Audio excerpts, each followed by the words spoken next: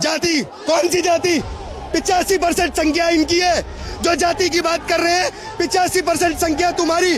तुम सबसे पहले जातिवाद खत्म करो, हम 15% अपने आप खत्म कर देंगे। जाओ, कह दिया। आप बैठने की बात कर रहे हो, यहाँ तो भोजन तक साथ किया है हमने। कहते हैं कि खटिया पे साथ बैठने, तो खटिया पर साथ क्यों सोना है? हमारे क्या इरादा है? मरा ठाकुर, मरा ब्राह्मण, मरा बनिया, सब इन्होंने ही देश बचाया और किसी देश नहीं बचाया। जब खाते हैं लोग। आप सवर्णों का अधिकार छीनकर दूसरे को अधिकार देने को न्याय कहते हो। जाति के आधार पर सांसद, विधायक, नेता चुने जा रहे हैं। क्या ये जाति के आधार पर चुने गए नेता अपनी सीटों को छोड़कर गरीब को अपनी सीट देंगे? फॉर्म में लिखा रहता है जाति लिखो, वो क्या जाति लिखेंगे? हम स्वर्ण है तो स्वर्ण ही जाति लिखेंगे ना, बैकवर्ड कहाँ से लिखेंगे? रोटी के रिश्ते की बात कर रहे हैं तो पहले बोलिए डोम को चमार के घर शादी करे, चमार दुसाद के घर शादी करे।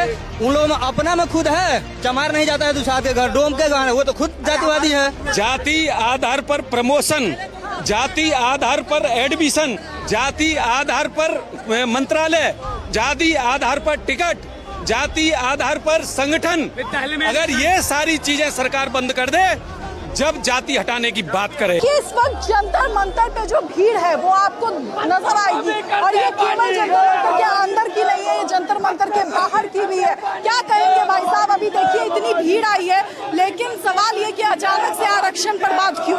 क्या जी कहा आपने? अचानक से आरक्षण क्यों?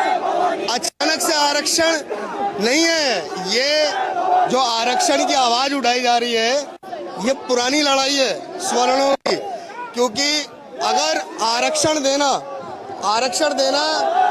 दबे कुचले को मुख्य धारा में लाना अधिकार है, तो सवर्णों को मुख्य धारा से नीचे लाने का अधिकार सरकार को किसने दे दिया? ये सरकारें दमन क्यों करेंगी? आप मुख्य धारा में लाओ ना, गरीबों को लाओ, गरीबी के आधार पर आरक्षण दो ना।